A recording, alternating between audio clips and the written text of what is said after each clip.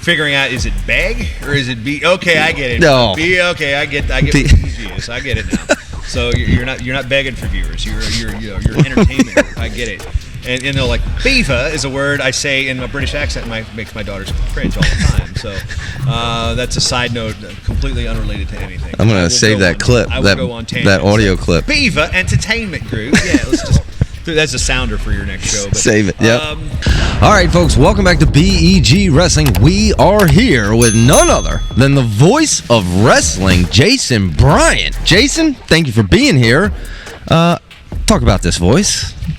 Dude, I'm back in Lancaster, so I'm more stoked about that than what's going on here. I mean, first time at Spooky Nook, which it now answers a question like, why is it called Spooky Nook?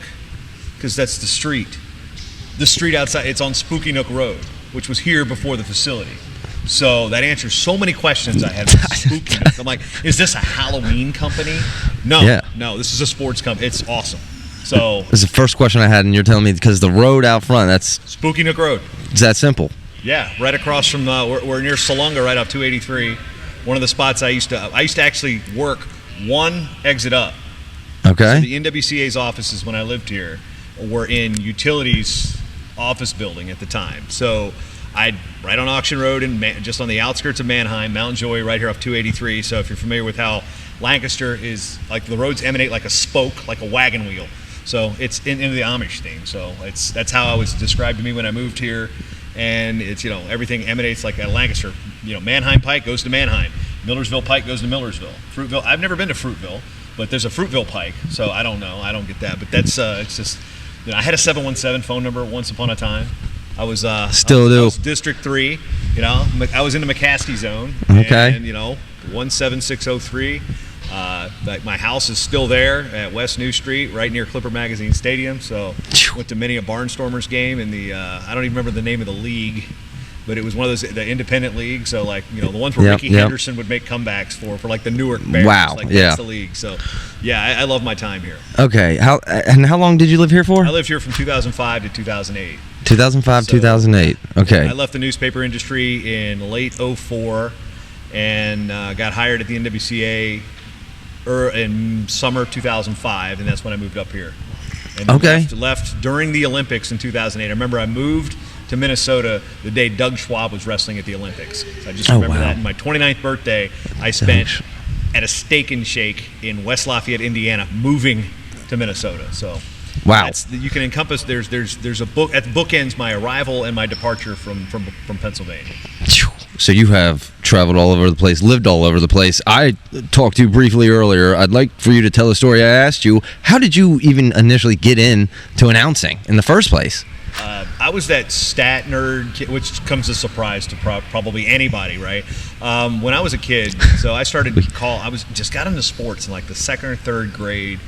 My stepbrother's uncle played in the NFL. He played with the Miami Dolphins and the New Orleans Saints, and then at the time he was a linebackers coach for the Tampa Bay Buccaneers. And at the time when you were 8 years old, the Buccaneers logo back then was cool. Bucko Bruce.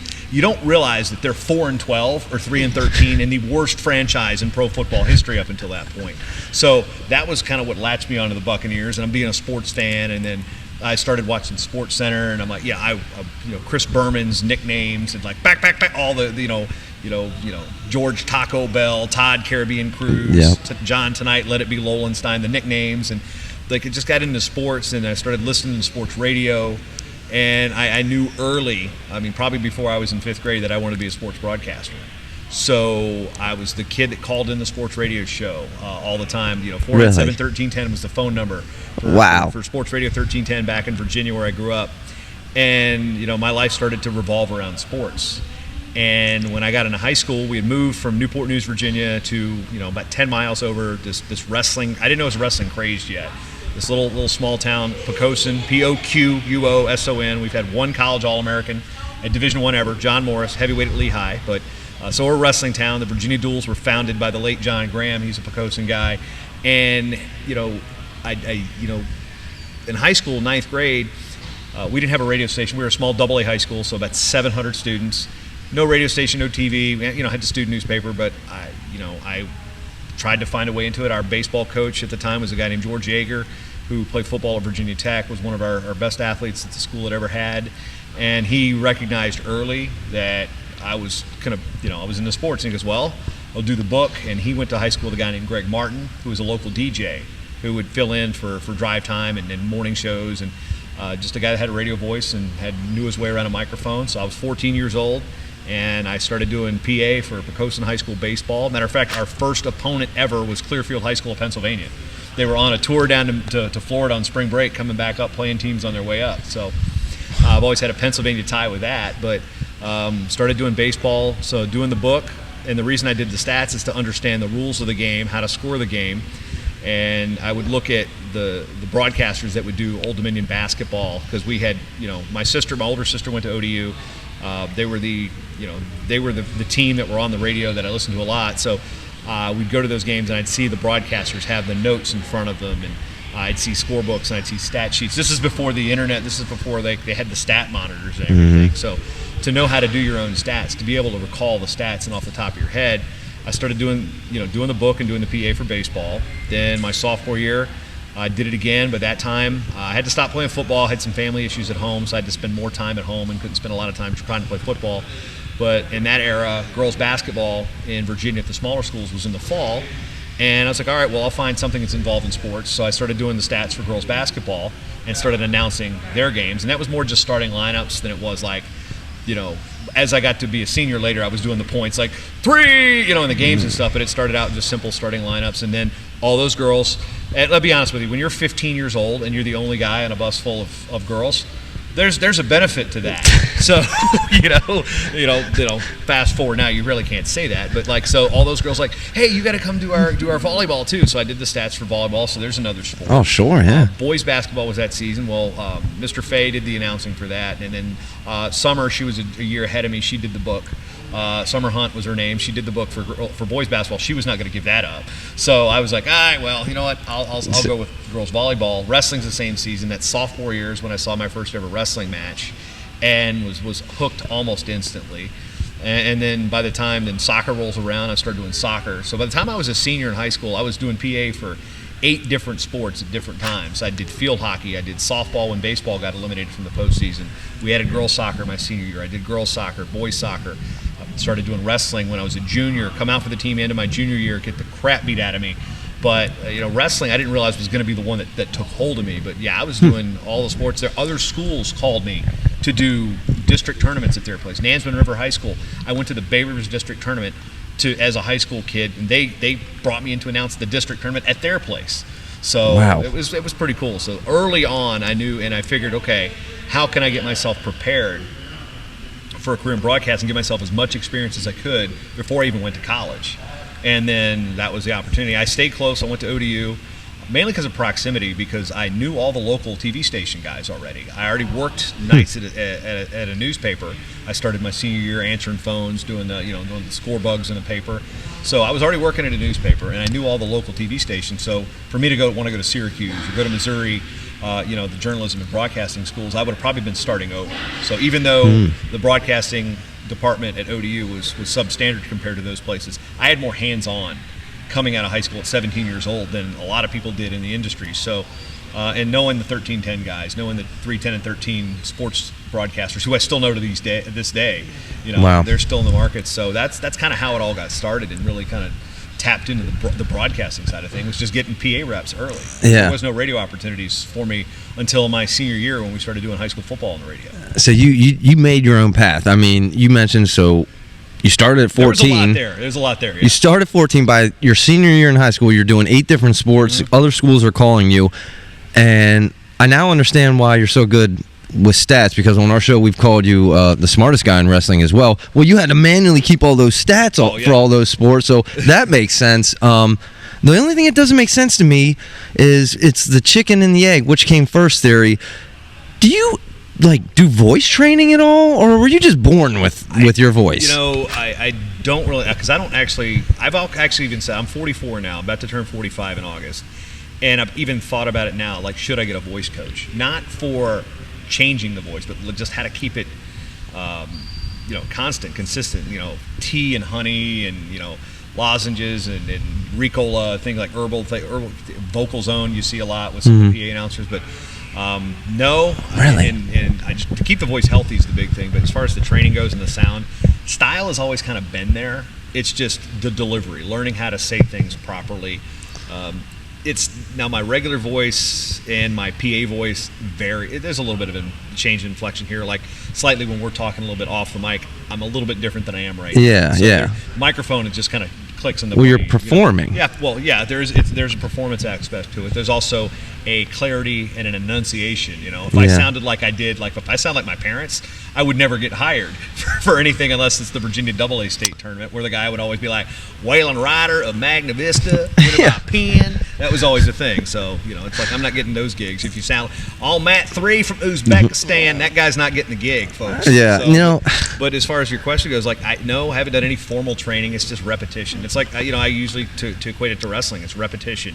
Nobody's good at a single leg when they start. Yeah. But by that you drill it enough times, you get better at it. You do it right. So I've made a lot of mistakes. I've learned what to do, what not to do. I've honed things in. I'm still kind of tweaking things. Like, do I like how I call a winner here? Do I go with more of the dake kind of edge, or do I go dake? It kind of varies. It depends on the arena. It depends on the acoustics. It depends on how I'm feeling that day. Like, what's going to sound better? What call is going to resonate? It's like what's going to sound better, in the background of their highlight tape sometimes. You think about what's it going to be? Like, I looked at like Jaden Cox when he retired. Like Team USA did that highlight clip, and they had my voice in the background, and I'm like, holy crap. Yeah. And, I don't think about, in that situation, I didn't think about what's this going to sound like on a highlight reel. Yeah. I was just like, okay, this is his moment. Let's get this out. Let's make sure it's just boom, boom, boom. It's not over talk. You don't talk too much through it. You give him his moment, let the crowd take it. And then when I saw what Team USA did on social media with it, I'm like, wow. It even was like, I'm going to save that. That's his moment, but like I'm saving that for my reel. Something that I love, but it's just practice, really, and you find out what works and you find out what doesn't. Yeah, and well, I probably could benefit from some, voice lessons in terms of being able to just make sure that I can have that longevity, and because some of these tournaments, after 3 days of the NCAA tournament, I'm toast. I'm not. I don't know if anybody's noticed, but the prolificness of my podcast production with popping P's and plosives has kind of dissipated since I started announcing in 2016 when I started doing the NCAAs and the NAIAs.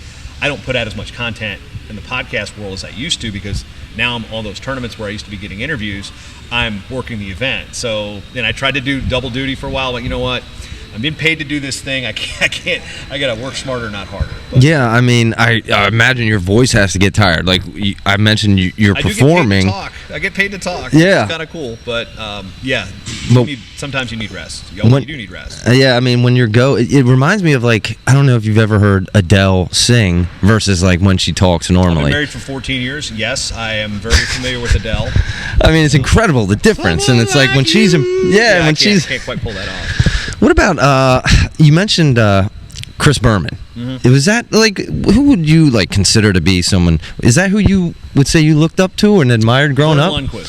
Vern Lundquist. Okay. My favorite sports broadcaster, and this goes kind of back to why I did 8 Sports.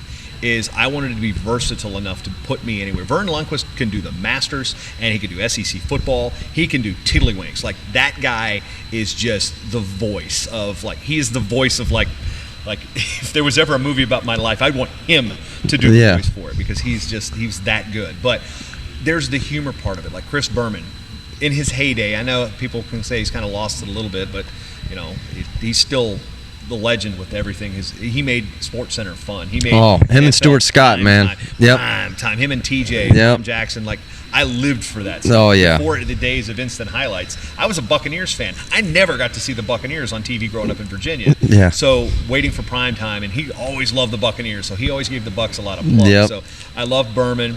And in Major League, the movie Major League, Bob Uecker's character Harry Doyle in Major League. Okay. And then there was a blooper film, and I was the kid that got Sports Illustrated starting in the 2nd grade, and I got the Football Follies VHS, and one of them that came with them one year was called Biff Bam Boom Anything Goes Bloopers. It was hosted by Roy Firestone, who used to have a show on ESPN right before SportsCenter, and it was like these gag broadcasters doing weird sports. It's like they had the guy doing the Frank Howard co-sound voice from the Australia, doing rugby, doing Aussie rules football. Like that's how I learned that. Between that and Better Off Dead, I did a pretty good Cosell impression. And then they got the guy doing tractor pulls and arena football and surfing and like Sandy Beach here, dude, like all the, and then the rednecks doing like minor league hard liquor and handgun night here. I just take those clips and then the morning show, Tommy and Rumble growing up back from Tommy and the Bull and Tommy and Rumble, like those little radio sports bits that I just kind of incorporate into that. So those guys that they have their humor,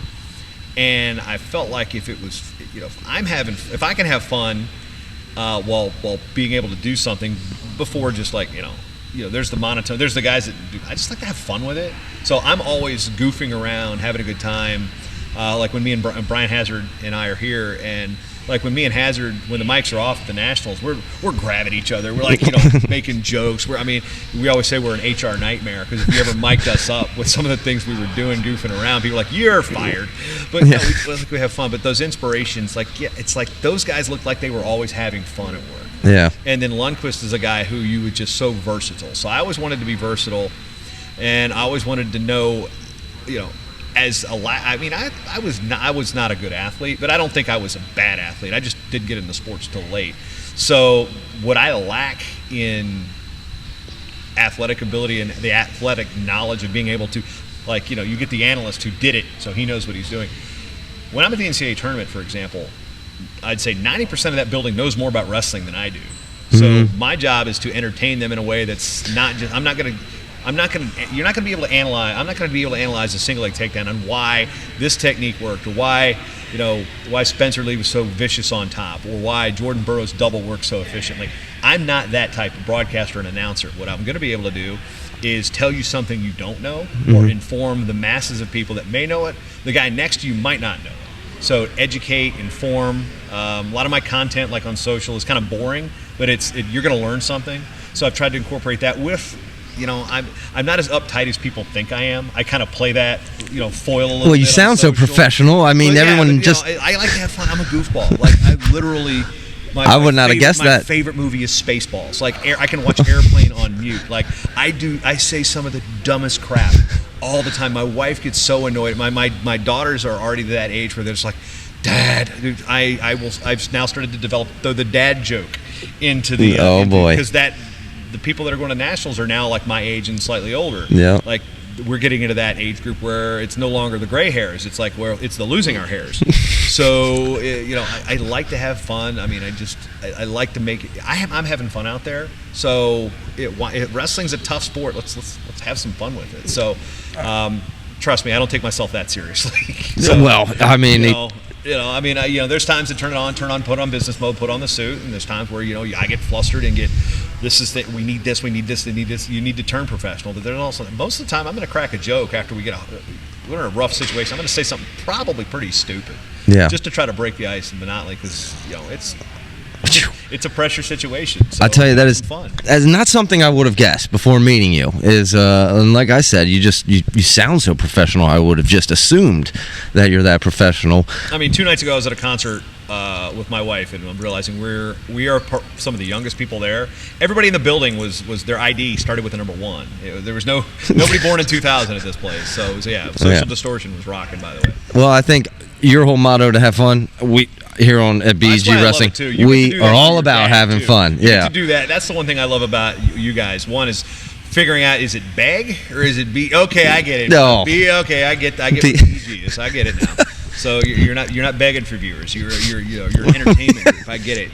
And like beaver is a word I say in a British accent. Makes my daughters cringe all the time. So that's a side note, completely unrelated to anything. I'm going to save that clip. I will go on tangents. That audio clip. Beaver Entertainment Group. Yeah, that's a sounder for your next show. But, save it. Yep.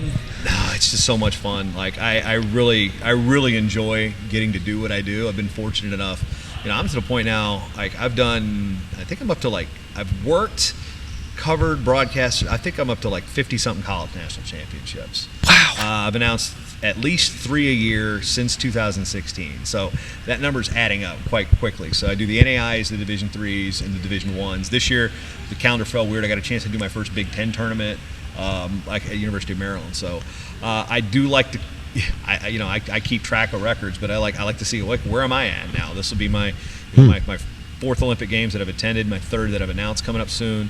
It's one of those things, like, it's just really cool, and wrestling's been good to me. Like, sometimes the sport can kind of shun those who don't know you. Oh, you were never anything, and some of that was that imposter syndrome early, but thankfully I had people around me in my wrestling crazed hometown, and we were really good, so that helped me open the door to get in. But it's really accepting. So I mean, like I said, I had no credentials to speak of. So when we go to nationals, I'm gonna go back to what I was saying earlier. I'm gonna try to educate you and tell you something you didn't know about the guys you love to watch right there. Yeah, I mean, I can certainly appreciate that. I want to go back, and because you're doing 8 sports.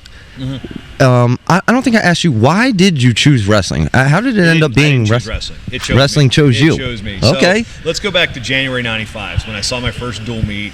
My buddy Terry Daniels took me. He's a local guy, one of those local sports fans from your hometown that knows everything about the high school guys 20 years before you and 20 years after you. He's still going to the high school football games back in Pocosin.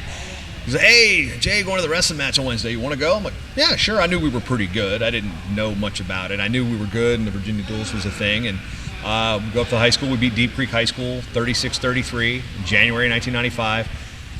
"Hey, we're the Virginia Duels are on Friday. You want to go?" I'm like, "Well, yeah." It's like, sure. And in Pocosin, like, our parents were like the volunteers and table workers. So basically, it's like an excused absence if you skip school on Friday to go to the Virginia Duels. Mm-hmm. And I've, since then I've been to like 20. Since '95, I've only missed 2. Wow. 3. I missed 2 in the middle when I worked for the NWCA, and then 1 for COVID. COVID year. So, not the canceled year. The year after, I was supposed to get on the plane the day before. I was like, "Oh, I'm not feeling good. Let's get and I'm supposed to interview Gray Simons. And I'm like, Gray's like 80-something. I'm like, I'm not going to kill Coach. No. No, let's not do that. No. But yeah, so I got the Virginia Duels. We were in the first year of the National High School Division. We were the number 7 seed. The number 2 seed was the 18th ranked team in the country, McEachern, Georgia. They had a guy named Todd Lambert who was on a 100-match win streak. Ended up being a 4-time state champion. His streak ended later that tournament. Carl Perry teched him. Carl Perry from Great Bridge, eventual national champion, Illinois.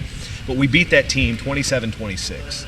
And that was the dual meet that sealed the sport for me. It was just so awesome. I mean, it's the second event I had ever seen. So then I'm like, okay, we've got events coming here. I'm going to start announcing wrestling now. And we got a new coach the next year.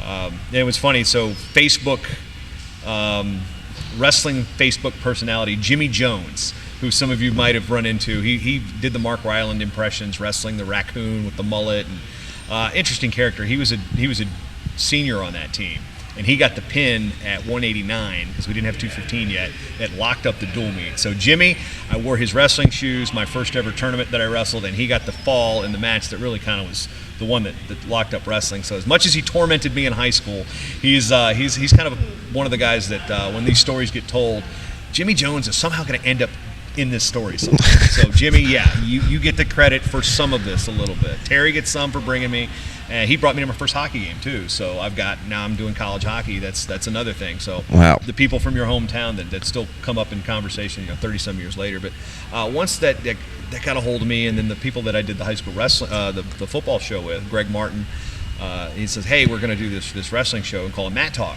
And it was on our AM station in Hampton, Virginia. And so my senior year, I started doing local rankings because the Daily Press didn't do rankings. And we had this guy in the Peninsula that did the district rankings for the AAA district. Chris Brewer was his name, and he didn't have any. There was no AA stuff because there were 10 schools in each district. I was like, well, let's do a combined Peninsula ranking because the AA schools were better than the AAA schools, pretty much. Well, we were better than the rest of them. So you put the AA teams in there. Pocosin's one, and then everybody else in the Peninsula districts following, and then like Tab and York and those schools were there. But it was like I started applying my statistical list making memorization to wrestling, and then had the radio show. And then my freshman year at ODU, I started Mat Talk Online in October 1997. Now what you see with it now is a different iteration of what it used to be. But I basically started the mat.com for Virginia high school wrestling, or a guillotine or a predicament for Virginia high school wrestling, rankings, results. Had a forum. Oh my God, the forum I started in 1997 was by far the most. I mean, you thought the mat.com could be bad. It was so bad. I'm a college kid trying to manage this like John Cerritos, the head coach at Cal Poly now, had transferred from Bethel to Great Bridge. And he still to this day is like, dude, your form was like shit talk central. I mean, I was so bad, and I was trying to manage that in a semi-professional way at like 19, 20 years old. It was so much. But wrestling, but again, to the point, wrestling got a hold of me to the point where I was like, I got a computer, I got interested in the internet, and I'd worked at the paper, and I was starting to do, like, usually when the wrestling calls come in, they just send them to me because I can write the things up better than the other clerk who didn't know anything about wrestling. So really, it was right place, right time, or sometimes wrong place, wrong time. You know, it's one of those sayings that it just kind of captured me, and I love the sport, the aspect of it where it was, you can't call timeout, you can't pass to a teammate. You can't blame it. I mean, you can't blame it on the referee, but like, there's something the purity of the sport just kind of drew me in initially, and it's just kind of took off from there. I still did other sports in college. I mean, I was a sports director of the college radio station for 6 years. So men's and women's basketball. I mean, I was a poor college student. I was basing my eating schedule around home basketball games. Like, okay, so we get the hospitality room food, man. Oh so, my goodness. Yeah, so men's and women's basketball. Did the PA for wrestling. We did baseball on the radio, and then had a radio show, and then I was working nights at the newspaper, and then announcing high school tournaments on the weekends. So basically announcing high school wrestling tournaments pretty much helped pay my way through school too. Yeah. Wasn't the best student in my early years. It wasn't until like year 4 I realized that going to class was important. Matters a little bit. So once I started going to class, I made the dean's list, got my financial aid back, and ended up doing pretty well. But wow, overall GPA doesn't. The first 4 years are kind of sketchy. Last 3 I did really well. It's all relevant now. I was a 7-year undergrad before COVID made it cool. Listen, if you're telling me you didn't get good grades, okay. I'm sitting here listening to you. I did, but in college, let's be honest, I had 3 choices: beer, book, and website. I chose 2 of the 3. Yeah. Yeah. Let's passing technically, but Jason, because clearly any negative grades would not be, because I'm sitting here listening to you, and way, though. Dude, it gets real. You get real quick about well, dude, your brain. I sit here, dude, your brain works different. Do you have a photographic memory? I don't know if that's. I mean, I don't even really know what that. It's like you're just like if I'm there, I can recall details. But, yeah, I just witnessed it. I mean, I'm overwhelmed. It was unbelievable. Usually, if I'm there, I can recall something about it. So yeah, probably that helps. I like logging stuff. We got people flexing over there. Look at that. Look, people big deals. Look at that. Okay, Kayla Miracle over there. That's another cool part about what I get to do. It's like there's an Olympian walking up. Look at it. It's just like. Well, that's one thing I'll say. I mean, everyone I've interviewed has been incredible. I mean, it's been so intriguing to meet all these wrestlers. But all right, couple final questions here. What's your most memorable call? Helen Maroulis. Really? Without question. Helen winning gold in Rio. I first met Helen on the plane in BWI, Baltimore Washington International Airport. I was living here. I was going to fly out to cover Fargo, and I flew into BWI because it's about an hour and change from here. And Akil Patterson was a Greco-Roman wrestler from Maryland who was a referee who I'd known since, he's a year or 2 behind me in high school. So we become running buddies in Fargo and with the other referees. Like, a lot of the things I learned about international wrestling are hanging out with the referees in Fargo, asking questions. Well, Akil's from Maryland. Helen was, I think, a sophomore in high school. I think she was wrestling 112, and I was like, at the time, girls wrestling in Fargo was still kind of new. And the numbers were not big. And, Akil goes, hey, that's the one to watch. Because they had Nicole Woody, who'd already won a couple titles by that point. And I was like, who's that? That's Helen. She's going to be real good. And she's like, looked like she was looking miserable in terms of like cutting weight. Like, it's like, okay, I'll keep an eye out. And then, she wins a title, I think, 2 years after that. But I first met her in the airport. And then, so fast forward, 2016, blitzing through the worlds in 2015, and just on a mission to beat Yoshida. And it was my first Olympics calling it. And then the Americans had yet to have a gold medalist in women's freestyle wrestling. Sarah McMahon, who's here, by the way, she came so close against Icho in 2004. And then, and I got to know Helen over the years and working at USA Wrestling from 2009 to 2012. You get to become friends with the athletes. You know them on a little bit more of a personal level. And it was because she was the first. You always remember the first of something. There's that legacy setting, that level set. So Helen beats Superwoman, and I had seen Yoshida win worlds from like '03 on. Like, she was unbelievable. Yeah. So to see Helen become the first U.S. woman to do it, and it wasn't like she beat somebody from, beating somebody from Ukraine would be okay, or beating a Russian, okay. You beat Japan's icon. Yeah. And so she wins it. Yoshida's in tears. Helen's in tears. Which, I'm in tears. I'm just like trying to keep my shit together. Oh, yeah. It's like, ladies and gentlemen, gold medalist from the United States of America. I'm just like trying to keep my composure, because there's something about wrestling, and I never had this as an athlete, never understood this from my own experience. But having come from a good high school program, to see what my teammates were like when I was in the room, so I saw what they did first, and to win state championships. Yeah. To have roommates who are the 5 seed at nationals, who you think going to place, get beat in the first round. Like, you see the highs and lows of wrestling. Then you see somebody from the time they're a 15-year-old kid to becoming the most recognizable woman in women's wrestling history in the United States. Yeah, that's special. Snap a finger. So Helen winning in Rio is Kyle winning a couple days later. Yeah, that was freaking cool. Like, him winning worlds and beating the Russian and Vegas was cool. But Helen's gold medal in Rio is, to this point, unmatched. So that's one that was up there. Oddly enough, one of my favorite calls is it was kind of a goofy one. It was in the NAIA championships, and it was in Wichita. Might have been Topeka, Wichita. I don't know. It could have been. It was either Topeka, Wichita, or Des Moines, because the layouts. But it was a kid from Indiana Tech, Sawyer Miller, won in overtime. And I just remember he gets a takedown in overtime. I think he was wrestling Sinkovics from University of Cumberland, if I'm not mistaken. Hits the takedown in overtime, and I just blurted out, "It's Miller time!" I don't know. I mean, it's not like I prepare for this stuff. But I'm gonna have to find these. That's a clip memorable these. one. Any ones that you wish you had back? Yeah, when Sajalaya pinned Snyder in Budapest. You want to talk about a buzzkill? I wanted to freaking no-sell that. I wanted to be like, "And your winner from Russia, have the Sajalaya." No, you can't no-sell it. Yeah. Because you're there for United World Wrestling. So when you have to call, you have to belt out Abdul Rashid Sadullah. You have to belt that out against an American. That's hard. Yeah, that's gotta be tough. I joke in college wrestling, I don't care who wins. Like, my program's dead, so screw that place in Norfolk.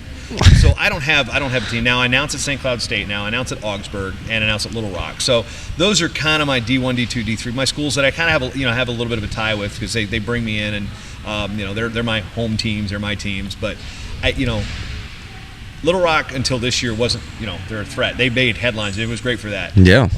And St. Cloud's been a power in Division II for a number of years. Augsburg, of course, them and Wartburg set the standard in D3. So I always joke that I don't care who wins. Especially at the D1 championships, I really don't care who wins. I just want to see good wrestling. I just want to. But at the World Championships, when you're an American, and I say the 15 greatest words in sports are, "Ladies and gentlemen, please rise for the national anthem of the United States of America."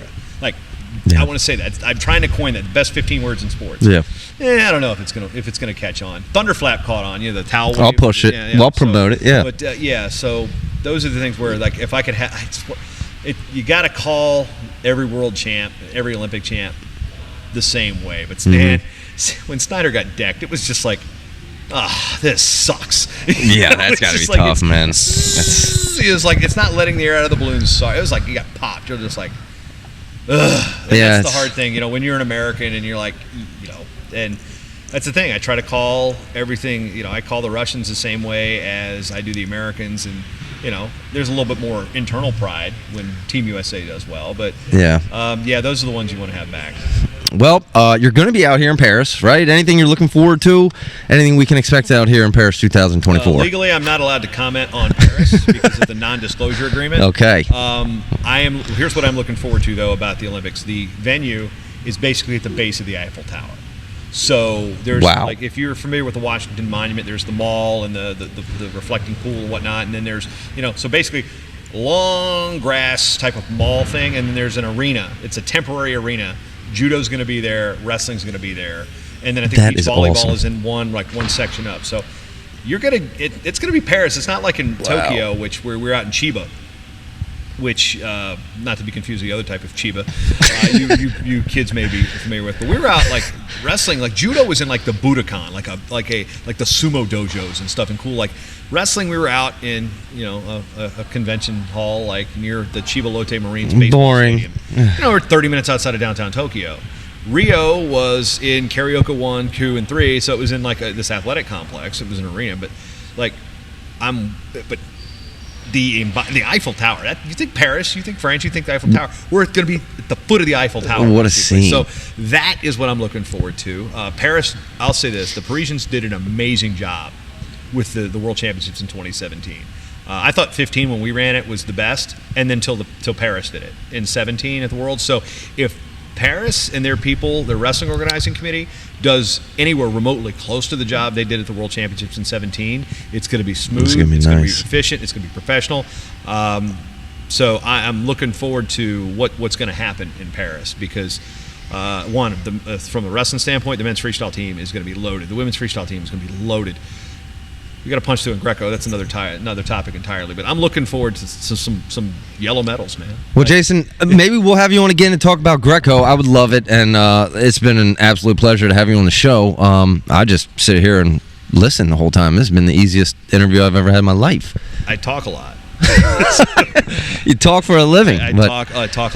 Well, yeah. That's why when I at home I have my own little space, my own little speakeasy. That's my wall, my 172 square foot of wrestling stuff. It's where I get to put my awards and my pennants and my weird stuff and my shoes.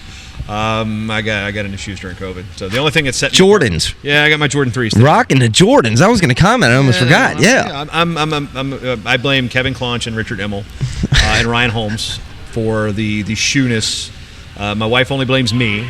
I can't deflect. I missed on 2 pairs yesterday on the sneakers app, but I got into it. And what's nice is the Chicago colorway works with St. Cloud State. So all those red, black, and white shoes I can wear for wrestling. I can wear for hockey. Oh yeah, and they work good. They work good with suits, so I'm good there. So, but yeah, it's been good. And for what you guys have been doing, I've popped in on a couple streams here and there. Heard about it last year at the World Championships. Was the first time I'd ever heard about this outfit in Pennsylvania that was doing some things, and stumbled across it. And I'm like, these are the guys, and I love it. So again, I'm a wrestling junkie. I'm a fan. So I'm Kevin Claunch and Tommy Baranowski at Blood Round. We've gotten to become friends over the last decade, and it's just like, yeah, I have to sit at the, I don't want to say have to. I sit at the head table. Get to announce the biggest events in the world, but ultimately I like sitting around drinking beers, talking wrestling, just like every other wrestling fan does. So like at Nationals, I don't get to do that anymore. So when I watch you, and I especially love the dynamic you and your dad have with this stuff, because it's like, and now you've brought the sister into it too. Oh yeah, man, we're really firing it up. This whole production thing, my family's, I got my family in Minnesota, my family in Virginia. I don't get to, my dad didn't do anything in wrestling, and I think he saw me play one basketball game ever growing up. I can't share something with your dad about your passions in sports. Like, that's cool. Yeah. So I'm a little envious of what you get to do and what you get to share there, and the fact that you guys can actually, if I say something like incorrect, I could lose my job over it sometimes. So I like the freedom you guys get. Like, you guys, Blood Round, the Inside Trip, they've just come back. Just that ability to be yourselves. And that's what I love about what you guys are doing. So I may not watch everything, but if it's on, I'm live. I'll tune in. So I love what you guys are doing. It's it's refreshing. It's fresh. It's because and it comes in waves too. Because 5 years from now, there's gonna be another. Oh yeah, BEG that's going to be doing something different in another part of the country. That's how it goes. Yeah. It was the kid out in Oregon did some stuff a couple years ago. He's now like about to graduate high school. Like, there's just so many cool things. There was the wrestling in my shoe. Joey Butler in Jersey did some cool things. Like, it's waves with the internet now. It's we got new stuff that can come out in different ways. I mean, I didn't have this technology when I started. My Matt Talk in 1997. Yeah. I'm thinking if I had now what I wanted, what we could have done then. Even Wrestling 411 15 years ago. Yeah. Kyle Klingman and I. YouTube wasn't even more than 10 minutes long back then. You couldn't do nothing was live. Yeah, that's. I mean, it was just so you guys are in a spot where you can do so many things that we couldn't. And you get to do it with your dad, which is so cool. So that's the one thing I really, really enjoy about you guys' show. Well, I truly, greatly appreciate that. And be sure if you need a pronunciation on something, don't hesitate to throw it in a group chat. Just okay, like, I will, as you heard earlier. I'm in the Facebook chat with these guys, so like don't be afraid to ask questions too. Now, if it's too hard, I'm not going to answer it. But it's just I can't give away all the tea. But so it's just so much fun to see what you guys are doing. Greatly appreciate it, Jason. And listen, I think we've gotten to know a side of Jason Bryant that you might not have known, folks. And you would fit right in with us doing these shows. So, hey, you are more than welcome if you're ever in the area. Like I said, I'm sitting there bummed I can't go to Lancaster Brewing Company down here, man. My favorite bar here, Brendy's, the house above it burned down. Like I was like, crap, I gotta have it. No. The thing is, if you've run into me at a tournament, you get more of this than you do outside of a tournament. If I'm at a tournament, I've got to flip the switch a little bit. Yeah. It's like over the top. I've got to have my hat on forwards for the tournament. Let's go backwards. It's like a switch. So bad '80s movies, I'm all about it. So yeah. Oh man, I love it. I'm 44, but I feel like I'm like eternally 22. Okay. Well, my hairline doesn't show it, but no, I love the spirit. I love the fun. I love the energy, man. And I tell you what, I'm gonna bring the Fridays Live up here to the Lancaster Brewing to do it from there one of these Fridays. How about that? Their hours are a little weird, but Trogs is another local one. Trogs? Stouts Brewing closed. They were actually still on my keychain. I've actually got some stuff from them before they closed down. So yeah, Pennsylvania. You got to remember when you order it, you have to order it by its proper name. You don't say Yingling. It's lager. You order a lager. You don't order a Yingling. You order a lager. That's what you say in PA, yeah. Yeah, right up here. They know that in PA. It was back in the day, and that was a domestic. Remember, first time in real side note, Fargo. So Fargo, I'm on an ID that may not have been of age at the time, so statute of limitations has run out on that. So we're at the haunt called the Turf, and you don't start there, you end up there. And they're like, what's the special night? 250 tall domestics. I'm like, I'll have a Rolling Rock. That's not domestic. It's like, Pennsylvania? Like, well, that's a premium beer. What the hell? That's a premium beer. Anyway, so that was kind of that joke. And then but then I moved up here, and it was like Tuesday nights was pitchers at Brendy's in Lancaster, and it was like, $2 Miller Lite, Coors Light, Bud Light, and lager. So, and then my roommates were all from Central PA at ODU, and they started selling that down there. So me and the lager have a special relationship. I went to York College. You ever go to Murph's? No, but okay. I covered a couple matches for the Kessler area. Kessler area College, there, and I was at Penn State at the old PA State College duels. It's not State College, but the PA State College duels, where York College beat Clarion in a dual meet. Dwayne Bastris got the fall and locked it up. So a Division III school beat Clarion. I was in the gym that day at Rec Hall when that happened, and I just this one thing I'll always remember at York College is Dwayne Bastris, now the coach there, and then tremendous facilities they've got at York. Big numbers, big crowds. So I love the program there. Isn't that cheap? You got there. Spartan Spirit? Not well. They got some of my Spartan money, but you didn't happen to call Pennsylvania State Championships in 2006. No, I was there though. So in the background of takedowns and falls, I make a cameo for about half a second walking in the background. Really? Okay. That was a cool year with the Peppelmans and Central Dolphins. That was a cool. I lived here for that, so I got to witness that firsthand. So, I loved living here in Pennsylvania. I'm Virginian by birth, and I don't want to say begrudgingly say I'm a Minnesotan now. I do love Minnesota. Great wrestling culture there. In those situations like the Alan Josh Show is a podcast. Two guys who just love wrestling. So another situation where. Love what those guys do. So Minnesota's my home. It's where my kids are there. My wife's family's there. So yeah, I'm a Minnesotan now, but I do look back fondly, very fondly on my time here in Pennsylvania. Yeah. Well, hey, I live in Frederick now. My dad's still in Gettysburg. If you're ever in the area, let us know. So you just shoot. I owe you a beer. Yep. One road, straight up. Owe me a beer. Let's see. Let's think of things I'm not going to take people up on. Let's do it. All right, Jason. Thank you so much, man. This has been an honor and a pleasure. So I appreciate it. My pleasure.